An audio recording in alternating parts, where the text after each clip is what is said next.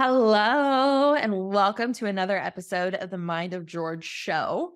I am not your host, George Bryant, as you could probably pick up on, or at least it's now starting to register in your brain. Um, no, actually, my name is Ashley DeLuca, and I am the CEO behind all things George Bryant.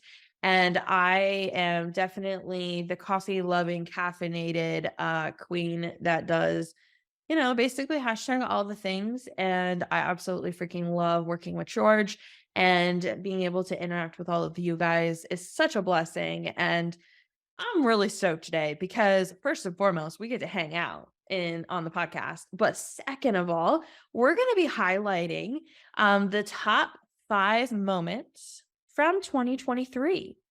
Gosh, can you believe it's already June?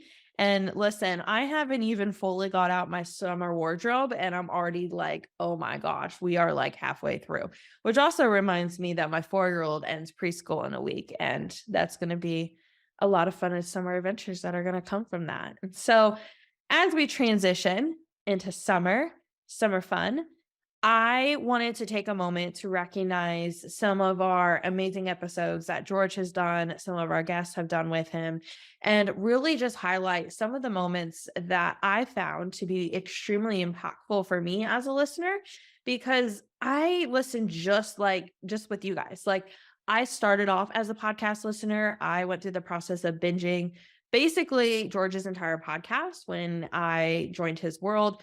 And ever since then, I have been an avid listener of all of the episodes, diving in and learning and soaking up all of the good stuff, just as you guys do. And so we're going to dive into the first clip. And before we do, I actually want to take a quick moment. George, first of all, did not know that I was recording this episode. He was like, "Hey, Ash, do I need to record one for Monday?" And I'm like, "Oh no, I'm recording it. So we're good. You're good." But within that, I want to actually ask you guys a quick favor. One of the things that I love to do as a CEO is to be able to do things like this, which is to be able to ask to help fill George's bucket. Working alongside George it's literally such a blessing. He's phenomenal and amazing, and obviously you guys get a taste of that here on the podcast. But one of the things that you guys don't see behind the scenes is the amount of intention and work that goes into producing this podcast. And not even just from the team perspective, because obviously I see that too, but just even within the amount of time and effort it takes, even just for George to go through the process of, gosh, we're almost actually up to 400 episodes. 400 episodes of content is nothing to sweat at. It's no joke. And his willingness to continually show up week after week after week, pouring out his heart, pouring out all of the pieces of what's going on and just pulling back the curtain for you guys. And, for me as well as a listener, right alongside with you, is literally I want to say such a blessing, but I already know I've said that 8 times, but that's really the only thing that comes to mind with me. Because I do need to drink another cup of coffee probably. But within all of it, I would love to ask if you would take 2 minutes or maybe just 30 seconds. I think it'll probably just take you 30 seconds actually to leave George a review on podcast. And the reason why this is so incredibly important, and why I'm asking this out of all the things that I could potentially probably ask for on this podcast episode. And the reason why I'm bringing this up now is because George's love language is words of affirmation. And when we receive podcasts reviews, they come into our inbox and I will screenshot them and put them into a Slack channel, which he's talked about here on the podcast. One of the previous episodes is our rainy day. And George truly does read every single one of them. Every single one of them, he'll heart.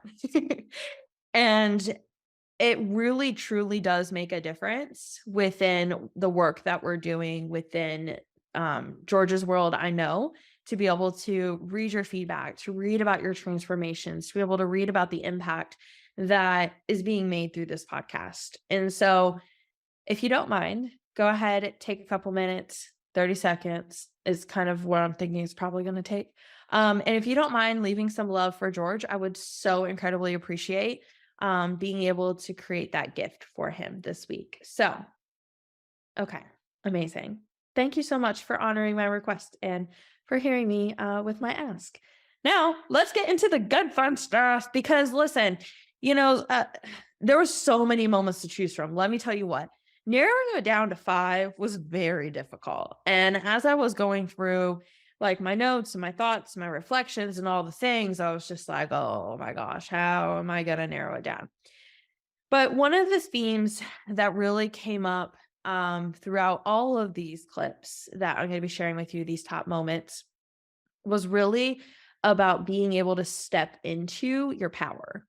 And that's been a big theme within my life, especially within the past year and a half, which has been very transformational and has been a lot of tears, but also a lot of smiles and work and hugs and all the things, is definitely being able to step into that. And in order for you to be able to step into your power, I believe that it first starts with the snow globe.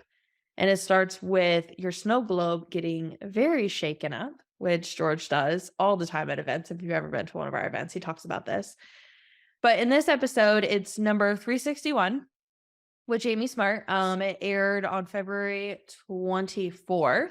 And we'll have all of these linked down below. So don't worry, like you don't got to write this down. We got it all in the show notes for you. But when I go to cue this clip for you, I definitely want you to think about this in the way of kind of going on a little mini journey as we talk about owning your power and what that looks like. And we're going to start by shaking up that snow globe. So let's go ahead and cue that first clip with Jamie. So I want to give a quick visual metaphor that might help. So I've got this snow globe here, and I love it. You can see if you take a snow globe and you shake it up, it obscures what's there, right? But if you just let the water settle, then clarity emerges. And the reason clarity emerges is because clarity is the water's natural state. Right? That's its natural state. Well, clarity is your mind's natural state. And so when we get into contaminated thinking, which is natural, like it happens for everyone, that's when our things that basically aren't true. And by not true, I don't mean like, what do you believe about the price of fish? I'm talking about believing that reality works in a way that it does not work. Our very nervous systems make us subject to believing that reality works in a way it can't work. So for instance, I'm coaching someone, they say, oh, I'm terrified of a talk I need to give in a couple of weeks. I'm like, well, where does it seem to you like that experience is coming from? Well, the talk, I'm nervous about it. Well, the talk's 2 weeks away. It might get canceled. We don't know what's going to happen.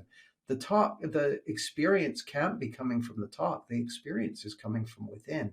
But it genuinely seems to them like it's coming from somewhere other than the moment. And so that's what gets the head riled up. Now, the thing we've got, George, is you've got a built-in signal when you go off track, which is as soon as we believe that our experience is coming from somewhere other than thought, other than the moment, other than from within, we start spinning. We start having a lot on our mind. We start getting bothered, anxious, all that sort of stuff. Well, that signal is sort of like the rumble strips on the edge of a highway. It's there to let you know that you've just veered off track. But what happens for a lot of people is they hit the psychological rumble strips, whether it takes the form of anxiety or depression or stress or bother or whatever. They hit those psychological rumble strips and they don't realize that that's a built-in signal letting them know to change direction, and they dig further into it. And I do too. Like, I'm still subject to this. I still get tricked by it because what we're talking about, what I describe as the outside-in misunderstanding, is the most deceptive trick in all of history. Like, it's very, very deceptive. So things that people can do to kind of start connecting with it. One is just like grab a hold of that snow globe metaphor if it works for you, and just recognize that we all have times when our thinking gets clouded with contaminated thinking, and we'll have physical signals that'll let us know that. We'll have spinning thoughts and preoccupation, and that's a signal to back off of what you're thinking about, not think harder about it. But so many of us have been conditioned to take that as a signal to think harder, think more about it, right? So ease off on it is my first tip. Another tip would be for people to think about, to just reflect on, when do you get your best ideas? When do you get your best ideas? Because what that's going to point you to is a capacity that you already have. Now, here's what I'm not saying. Let's say someone says, well, I get my best ideas in the shower. I'm not saying, well, you should spend way more time in the shower each day. What I'm saying is recognize that that's showing you an innate capacity that you already have built in. Because and in relation to that, by the way, the other thing I'd encourage people to reflect on is to ask, what stuff that you've been through, that you came through and that you survived, that you never would have thought you'd have made it through, but you did. Like, because it's funny, we all have times when we experience self-doubt and stuff, but if you stop and think about it for a moment, the fact that we're here means that we've come from a long range of millions of ancestors, right? Each of whom managed to do two things. They managed to survive until breeding age on a planet where most creatures get eaten before they get to breeding age. And then they managed to hook up with someone at least once and give birth to a progeny that went through the same thing, that gave birth to a child or whatever, that made it to breeding age and hooked up with someone. And that's happened over and over again, millions of times, in the most fully validated product development cycle in history. And we are the leading edge of that in a very real way. So you're built for reality. You're built to thrive and survive and prosper. You're built for that. And most people don't realize that. You got a lot more going for you than you think. So I encourage people to look at just how resilient they actually are. So that's another thing that can another thing would be just to look at that thing of the teddy bear, to just have a look at your life and look at how much of the stuff that you're up to is informed by the idea of, I'll be happy when, I'll have a good life when. Now, here's the thing, there's nothing wrong with having goals. I've got all kinds of goals, all kinds of things I want to achieve. But what's funny, the last line in the new edition of the book is, I say something that one of my mentors said to me, which is, the experience you're living in is all you get. The feeling you're living in is all you get, And so there are all kinds of wonderful things that people are inspired to create and do and build and accomplish in the world, and more power to you.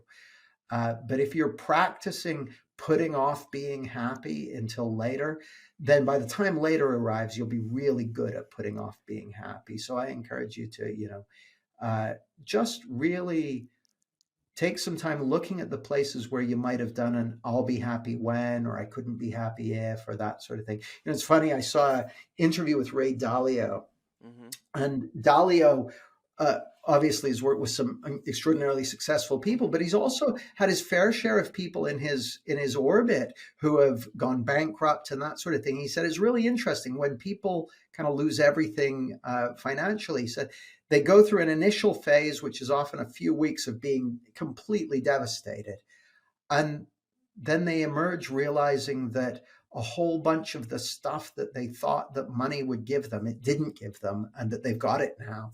And that a whole bunch of stuff that they thought they wouldn't be able to handle actually didn't turn out to be such a big deal. And so they become much more themselves, much more peaceful, much less fearful, because they realize, oh, you can handle it. Now, I'm not preaching the value of going bankrupt. I mean, do whatever makes sense to you. But you got much less to be afraid of than you think. You're capable of far, far more than you think. So even just going through the process of re-listening to that now, it just reminds me about resiliency, right? Like being truly resilient through all of the fog, all of the really honestly, all of the snow. Because here's the thing, fog, it can be heavy, right? You talk about heavy fog. But more so within that, when you think about a snow globe and all of the snow up in the air, Like the sky is holding that snow. And when you think about life in general, a lot of times we're holding so much up above us. I personally actually feel it in my shoulders often, especially when I start to get overwhelmed and really tired. I oftentimes feel that amount of pressure on my shoulders. And it feels, again, very much so like all that snow is just packing and packing and packing and packing onto my shoulders. All of these things, all of these like life decisions, and just frankly, all of it. I'm sure you could fill in the blanks of life things that stack up. And that's why I think it's really incredibly important as we go into this next clip to really think about how can we really push for our future and not push from our past, because that's a very clear distinction. It's very interesting to think about. And that's why in episode 370, this was a solo episode with George that aired on March 27th. He talks about this. And so let's just go through the process of cueing this clip and let him explain it. And so I'm saying this to you because I need you to understand, and I want you to understand. I want to tattoo this on your soul. Like if you were in front of me and I had a tattoo gun, I would tattoo your brain, your heart, your soul to remember that no matter what happens, if your platform works, if your videos work, if the offer works, if it doesn't work, if you get stumbled down, if you have 28 failed startups, like none of that is evidence to ever doubt your gift or your ability to win in this game. Because if you keep pushing consistently, and you're pushing consistently, not from your past, not from where you were, but consistently from where you want to be, what you want your life to look like, how you want your days to be, how you want your energy to be, how you choose to spend your time.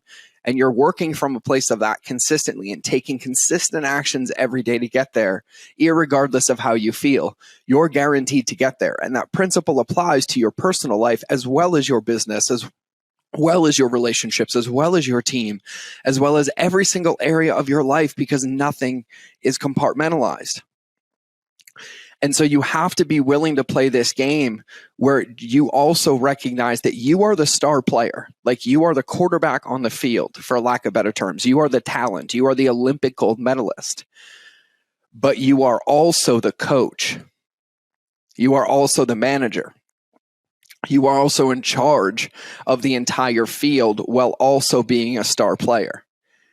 And you have to be willing to separate your performance from your self-worth. Now, while that was 1,000% so good, that was just a small little piece of that episode. And so if you want to be reminded of who you are and the amazingness that you bring into this world, definitely stop on by episode 370. It's a great reminder.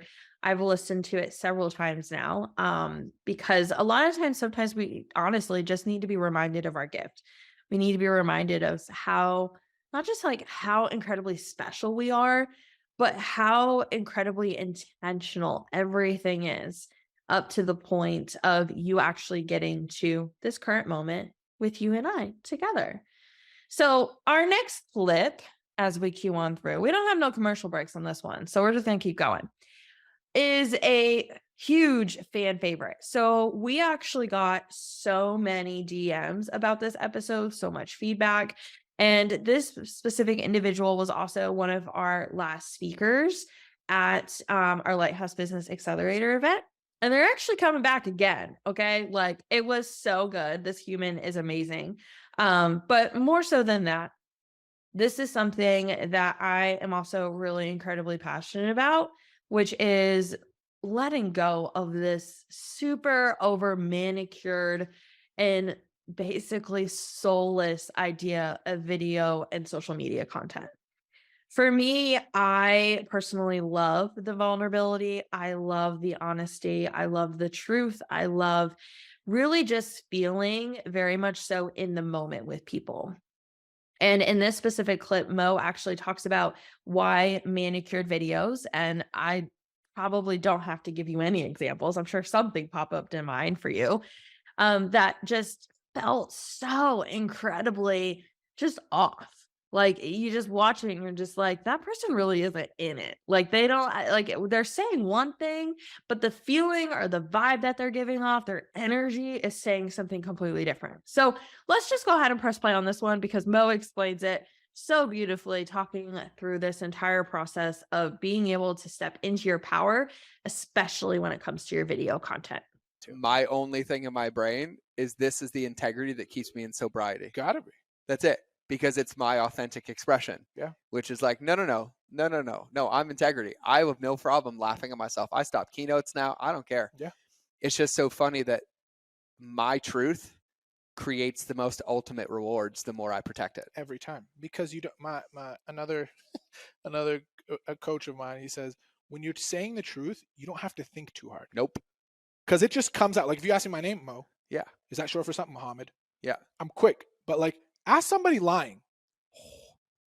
This is, I know we're talking about video, but like, do you ever watch a video and you're like, something's just not kosher about this video? I talk about it all the time. I tell people that like when you fucking call me and you're in a meltdown and you're about to lose your company and then you come to my office and you spend 3 days with me and pay me an absorbent amount of money and then it works and it doubles your business and you ask me for a year what I did and I tell you the same fucking thing, Right. is that all I did was align your truth so it came across authentic and 100%. everything else worked. And then they all are like, oh my God, I see it now. Oh my God, I see it now. Because you can sense that. You can feel that from a Yes. mile away. Yes. And this authentic expression, this thing of like not having to carry the weight and remember the story and knowing your message and just being yourself and being nuanced and allowing your personality and allowing the nuance of your personality and these expressions of self and these quirks. Like what you don't understand is that everybody who begs me for strategies and tactics refuse to utilize the ones that are free and the most effective that will blow any other one out of the water. Yeah. That create the ultimate core that's required for any emotional based decision, which is all opting in and all paying, which is safety because it humanizes you. 100%. Because if you watch a video and it does not feel in alignment, you can tell that the speaker is being incongruent with who they are.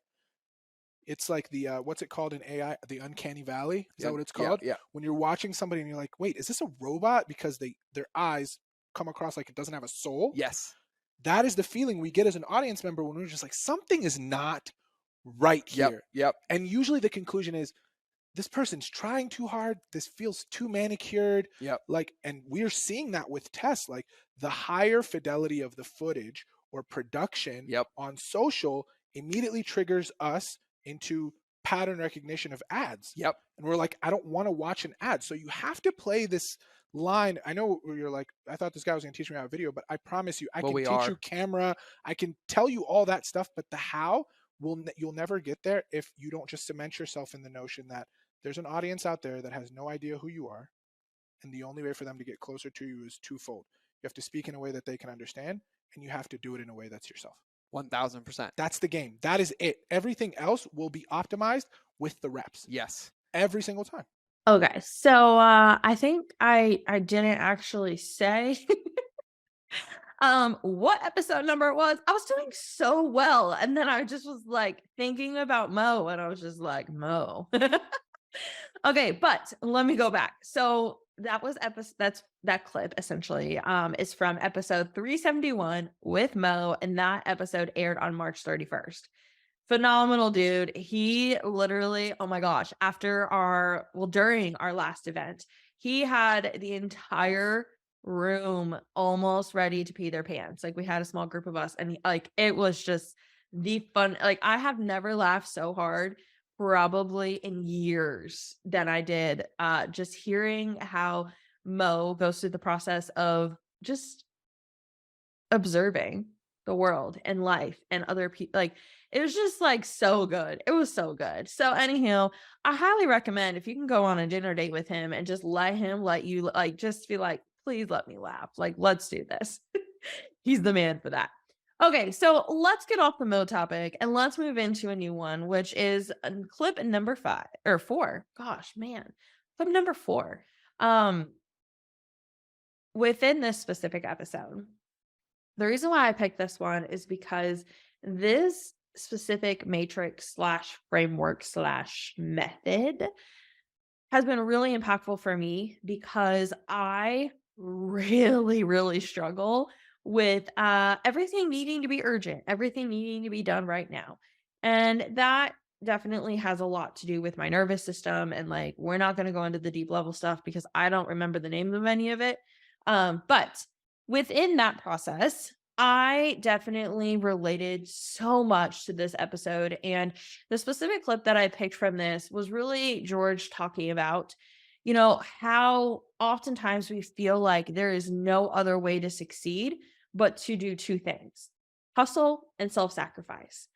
And as he was talking through this, I just like was like tearing up a little bit, just like thinking about all of the times that I went through the process of hustling and self-sacrificing and basically giving away my power and my time to other things while at the time my tiny Nick was sitting in his little jumper. And I it just brings up so many reminders of not just like how it used to be, but how it gets to be now, and what now life gets to look like, and being able to design life from a different standpoint.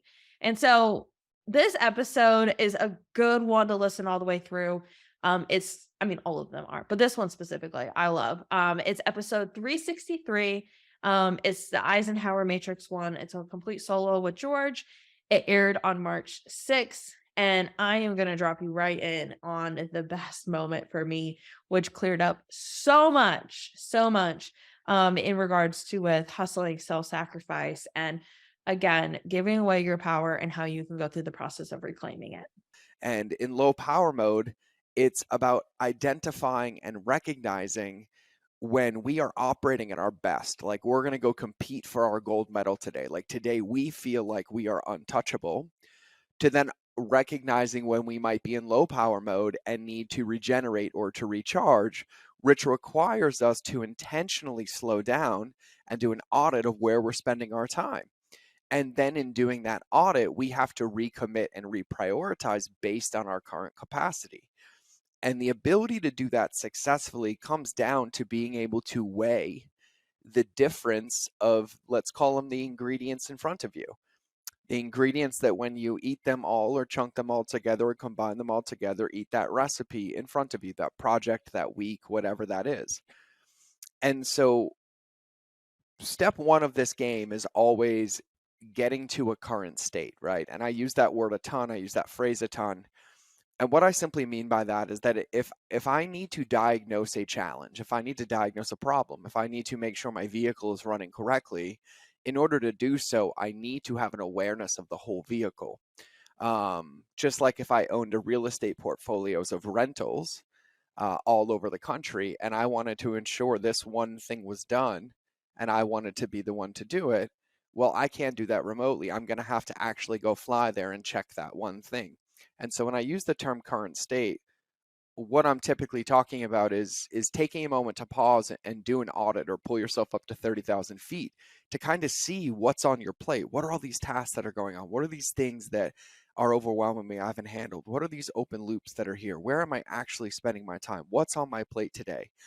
Even though it may feel overwhelming, it's actually the first step and the first path to mitigating it or changing it or shifting it, because we have to know everything that's there. And so current state is kind of the first parts. When I talked about low power mode last week, when we got into current state there, it was about having that same state and recognizing that you need low power mode, or that you can turn it up, or that you're recognizing what's here. So now that you have that current state awareness, it's time to get into prioritizing how to use it. And so I want to make sure that you understand the importance of this, but also like why I'm teaching this. And I'm teaching this because I say this quote all the time from Alex Sharfin, how if you're constantly fighting fires, there's a good chance you're the arsonist.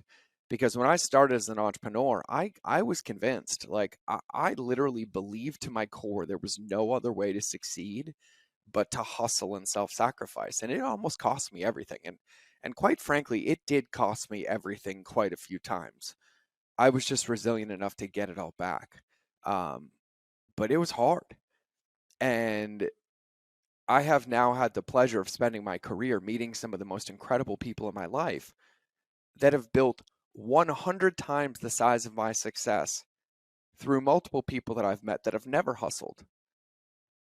And the difference is their intentionality. It's their awareness. It's their understanding. And it's their constant awareness and reprioritization that makes them successful, not their ability to hustle. Now, do they hustle sometimes? Have they hustled? For sure. We all get to sprint, but it's not this everyday grind. And so one of the easiest ways to be that way is to avoid what Dwight Eisenhower called the urgency trap. Okay. And so I have this incredible article from Todoist. My team will put it in the show notes, and I'm going to be reading bits and parts of it to get the big picture of how to actually do this. And so I am going to talk about how. And when I talk about how, I also want to say this. There are plenty of people listening, myself included, where everything on my list feels important and urgent, important and urgent. And I know that feeling, and I know that feeling so well. And so I'm going to address that now before we get into the how. That's going to come up for you. What I have found is that if I can't see the difference between important and urgent, I'm still having an emotional response to whatever is on my plate. And so I cannot find that clarity, because there is no way that every single thing on my plate, if half my task list was get my son a bath, get him to bed on time with his medicines because he's not feeling well, and a meal, and that has to be done in the next 30 minutes, if that was on my plate, and then write an email sequence that's not going out for 9 days, if I can't delineate the difference between those two things, I have a big challenge that I'm emotionally not seeing something. And so I say this because it is a typically surefire check engine light to go get into your body, to go do breath work, to go move your body, to go work out, to go fill your bucket exercise, or if you've listened to our podcast on the SOS method, to go use one of the inner tools to try to find clarity. Complete mic drop. Am I right? If you ever need a reminder to go through the process of following your light keeper quadrants, that is it. And I truly believe if there's one thing that really helped me not only go through the process of like resetting into myself, but also being able to just like start foundationally at the bottom. Because like, here's the thing, like people go through the process of sharing all of these huge, like not huge words, but these like really trendy words, like again, claiming your power. And it's like, but like, what does that actually mean? How do you actually do that? Like, what does that actually feel like? And that's like very common for me, where a lot of times my logical side of my brain will be like, okay, that's cool, but like, can you add some texture to it? Can you give me some flavor? Like, okay, you had coffee this morning. Can you give me a little bit more description in regards to with like what was in your coffee? Because like if you just had plain black coffee versus if you got like an actual latte with sugar in it, we're going to have two completely different conversations, because I'm going to be like, oh yeah, like that's cool. Like I know someone who does that, but like that's not my jam, versus like, oh my gosh, I've been drinking that kind of coffee for like eternity. Tell me more about your roast flavor that you like. Then what are you like? Completely different conversation. And so as we continue on, I wanted to actually close the loop here, because again, this really for me is about, again, taking you on this like little journey, how things start to just click together little by little. And like, it's really cool to also see how each of these episodes, even though we do put intention behind what we put together, these specific like episodes were not meant to go like in this order any sort of way. Like this is just what naturally happened. And so it's really cool to see that happen. And so as we go into our last and final clip, it is number 5. This is with Giulia. And Giulia is so cool. That's like the easiest way to say it in the most simplified form without getting lost, like I did with Mo earlier, in how bubbly and fun she is. She's been on the podcast 3 times now. She's had another episode drop. And this specific clip that I'm going to be sharing with you is actually from the 373 episode. It aired on April 7th. It was the first one. Yeah, this was the first episode that we did with her. Well, I didn't do with her. George did. We'll clear up the language there. And there was just this moment very early on in the podcast where I felt just so incredibly preached at, if that's the right word to say it. And George talks often in regards to with like when you hear something, a master goes through the process of saying like, this is such a good reminder, right? And this episode truly was such a good reminder of why blank space is so incredibly important. And I think there's actually a song from Taylor Swift that talks about blank something. My sisters are gonna kill me if they listen to this. They're gonna be like, "How do you not know this?" But it's so important, okay? It's like so incredibly important. And if that random little tangent thing is going to make you remember how important it is, perfect. That's the whole entire reason why I said it. And I was like, well, I don't know. Anyhow. So creating space to allow your feelings to come through, to give you the opportunity to reflect, it really allows for you to be able to find clarity.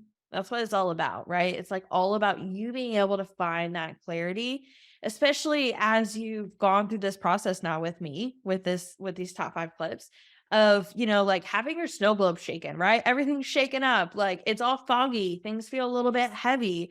So let's go through the process of then reflecting on, are you pushing for your future and not from your past? Being able to, again, actually create that clarity so that way you can step in and give yourself that permission slip that you don't have to go through the process of manicuring everything. Not everything has to be perfect. It's okay to show up so incredibly messy and for you to be able to show up just exactly as you are, which is also a really good reminder for me as well, too.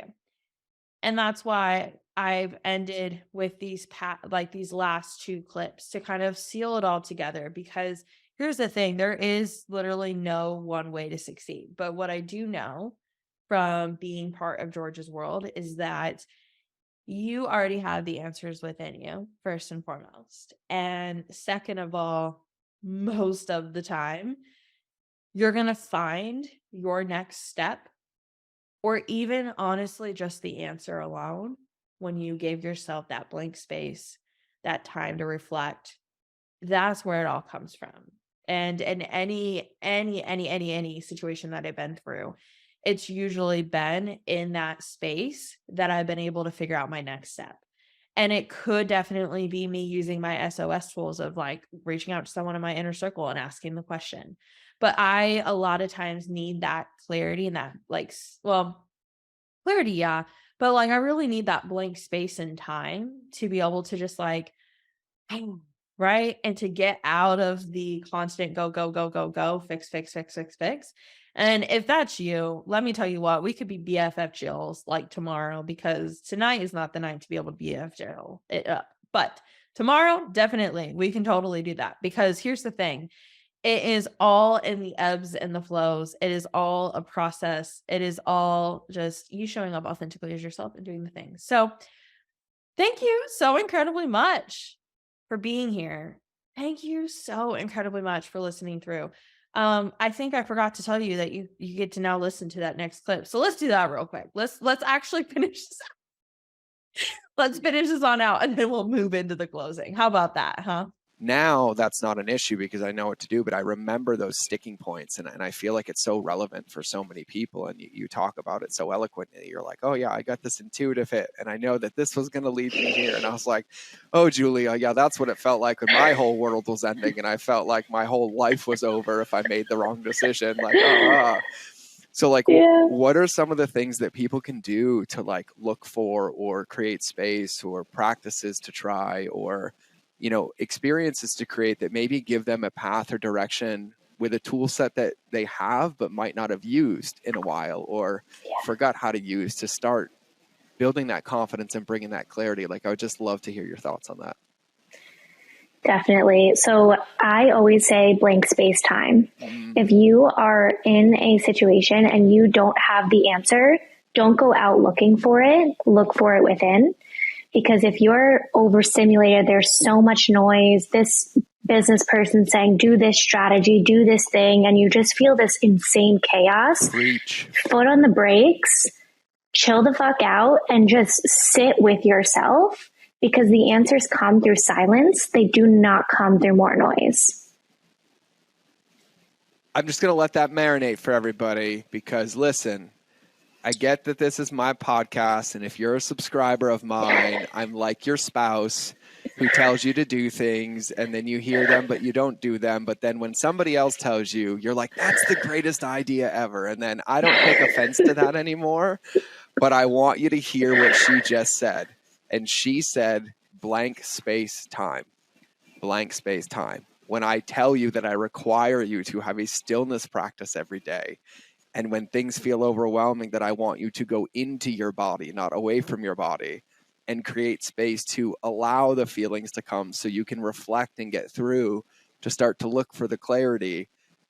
When I tell you to turn off the pressure and the noise, because the world around you is tainting your clarity and diluting it because of all the pressure, because it's demanding your attention, which is heightening your emotions and making it even harder to process what is at your fingertips. And so to summarize it down, I told you that the most powerful relationship is the one that people neglect the most, which is the one you're guaranteed to spend the rest of your life with. And no matter which way you slice it, no matter which way you try to hide from it, no matter which way you try to run from it, there will come a point where it's just you and your thoughts, and you can't get away from them. And so the fastest path is to proactively choose them, explore them. Go read your owner's manual. It's trying to tell you something, but just give it the space. Like, check out page 27 and see what the check engine light says in that space. Yes. So, sorry, Giulia, I had to go on a soapbox and preach for a minute about I love that one. I love it. And the only reason I say that is because, like, every critical moment in my life, at every critical junction point that has ever led to a positive decision, has always come from me being willing to sit with the discomfort, with the feelings, and with the lack of clarity, not with an agenda, but until I sat with it long enough that it cleared itself up. And in that patience of that clarity, it has led me to, like, the strongest decisions of my life. And so that is, like, one of the most profound things that you could have said. Amazing. So good. Oh, man, even just like re-listening to these clips, like, alongside of you guys, it's just such a good reminder. It is just such a good reminder of just how easy things get to be. How when you go through that process of just taking out those little pieces of conflict, those little pieces of roadblock, essentially, like, you take a little bit of snow off your shoulders, it can change everything.